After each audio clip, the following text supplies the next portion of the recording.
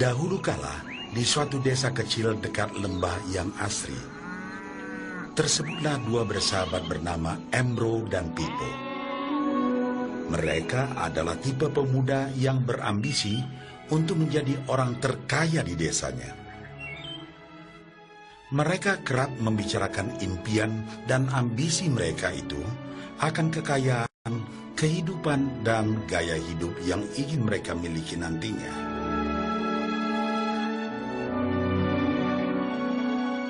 Mereka tidak takut untuk bekerja keras, hanya saja mereka masih belum mendapatkan kesempatan untuk dapat mewujudkan cita-cita mereka.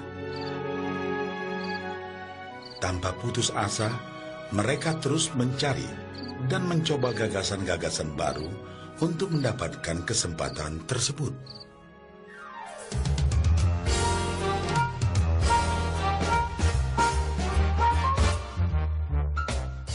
Hingga suatu hari, kesempatan itu pun datang.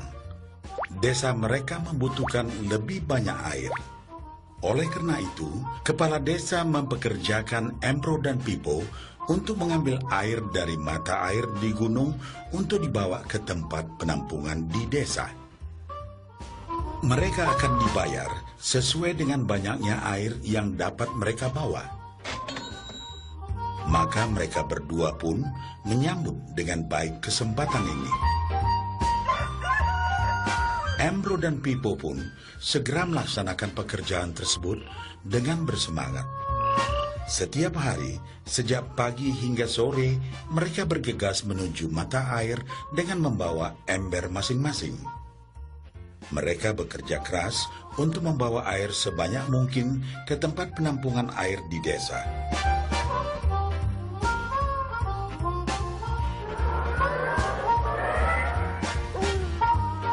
Menjelang sore hari, mereka pun pulang dengan membawa upah dari hasil jerih payah mereka hari itu. Embro merasa puas sekali dengan pekerjaannya itu dan besarnya upah yang ia dapatkan. Dia yakin bahwa dengan pekerjaannya ini, ia bisa segera mewujudkan cita-citanya.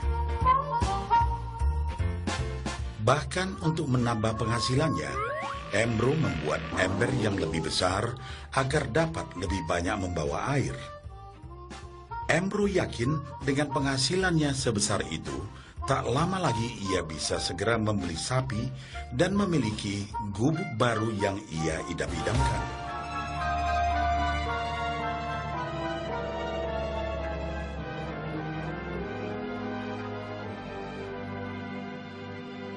Lain halnya dengan Pipo. Dia merasa tidak nyaman dengan cara yang mereka lakukan itu. Ia mencari cara yang lebih nyaman untuk mendapatkan lebih banyak uang. Suatu hari, Pipo mendapat sebuah gagasan.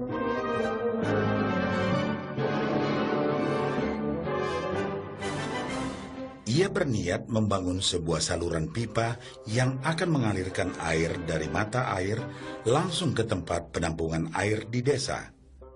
Dengan saluran pipa tersebut, ia akan mendapat lebih banyak air tanpa perlu lagi membawa ember ke mata air. Ia sangat antusias dengan gagasannya ini. Pipo pun mulai menceritakan gagasannya ini kepada Embro dan mengajaknya bekerja sama. Tetapi Embro tidak sependapat.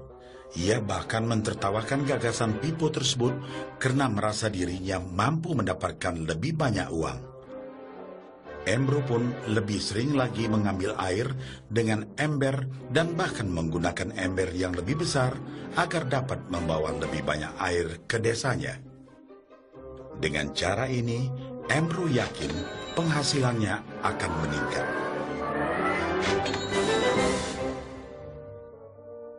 Pipo akhirnya memutuskan untuk mewujudkan sendiri gagasannya itu. Dia mengerti bahwa tidaklah mudah untuk membangun dan menyelesaikan saluran pipa tersebut. Dibutuhkan beberapa tahun untuk bisa menyelesaikan dan menikmati hasilnya. Namun tekadnya telah bulat. Ia pun tetap bekerja mengangkat air dengan ember setiap hari seperti biasa. Tetapi di akhir minggu dan setiap ada waktu luang, Pipo bekerja keras menggali tanah yang banyak berbatu untuk membangun saluran pipanya. Pada bulan-bulan pertama, hasilnya hampir tidak kelihatan. Orang-orang desa mulai banyak mentertawakan dan mencemooh Pipo. Mereka menjulukinya Pipo si manusia saluran pipa.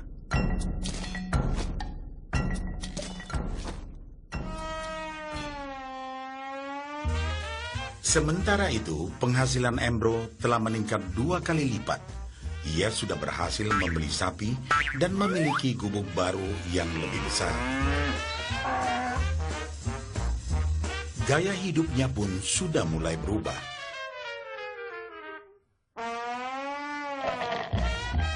Ia sering menghabiskan waktu sepulang kerja di bar, menikmati hasil jerih payahnya mengangkat ember. Namun, tanpa disadari, badan Embro kini mulai jadi bungkuk karena begitu beratnya ia harus mengangkat ember besar setiap hari. Raut mukanya pun terlihat kelelahan.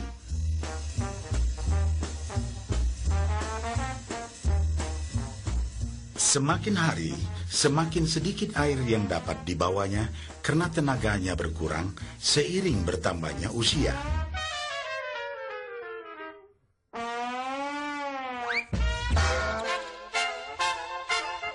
Bulan berganti bulan, tahun berganti tahun.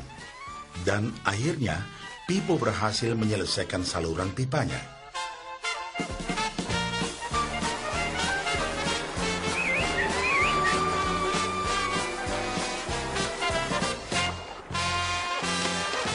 Kini, tanpa perlu bersusah payah mengangkat ember, Pipo akan mendapat lebih banyak uang berkat air yang terus mengalir memenuhi tong-tong air di tempat penampungan.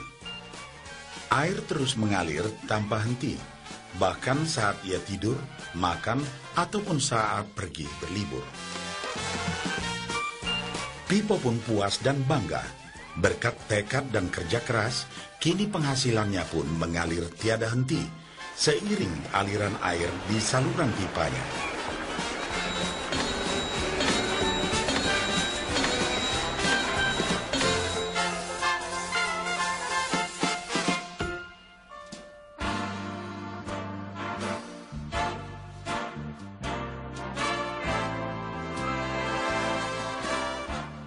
Setelah melihat cerita Embro dan Pipo, kita sadari bahwa cerita mereka menggambarkan kehidupan kita.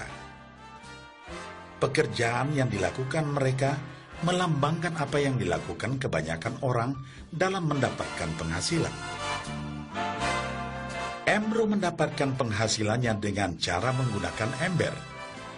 Ia harus pulang pergi mengisi embernya dari mata air ke desa untuk ditukarkan dengan uang.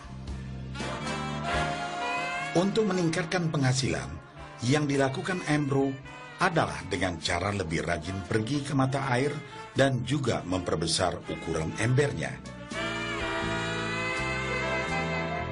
Dalam kehidupan yang nyata, sangatlah normal kalau kita ingin meningkatkan penghasilan, kita harus bekerja lebih keras. Misalnya, dengan bekerja lembur atau mungkin mendapatkan pekerjaan tambahan. Kita juga dapat memperbesar ember kita, yaitu dengan menerima posisi pekerjaan yang lebih tinggi. Sebagian besar dari kita menukarkan waktu kita untuk mendapatkan uang. Seperti juga Embro, kita pun memiliki waktu yang terbatas untuk dibarterkan menjadi uang. Dan kita tahu, setiap orang hanya memiliki 24 jam per hari, dan tidaklah mungkin kalau kita membarterkan seluruh waktu kita untuk bekerja. Dan yang lebih sulit lagi, yaitu jika kita tak mampu lagi membarter waktu kita, karena alasan usia, kesehatan, ataupun alasan lainnya, sehingga penghasilan kita terhenti sama sekali. Tetapi coba perhatikan apa yang dilakukan Pipo. Secara bijaksana, Pipo tidak membarterkan seluruh waktunya hanya untuk mendapatkan penghasilan yang terbatas.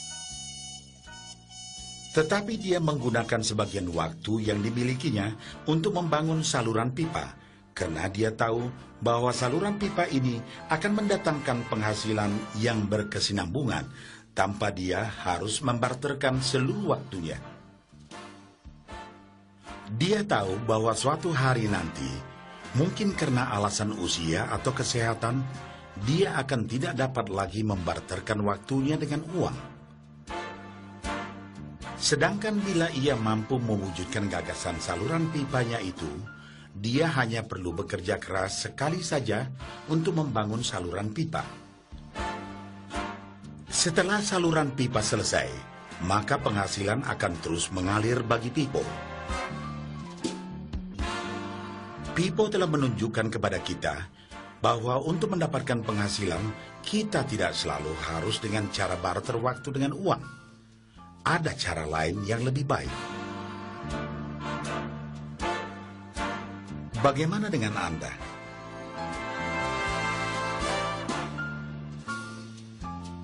Apakah Anda masih seperti Embro yang membarterkan waktu Anda untuk mendapatkan penghasilan?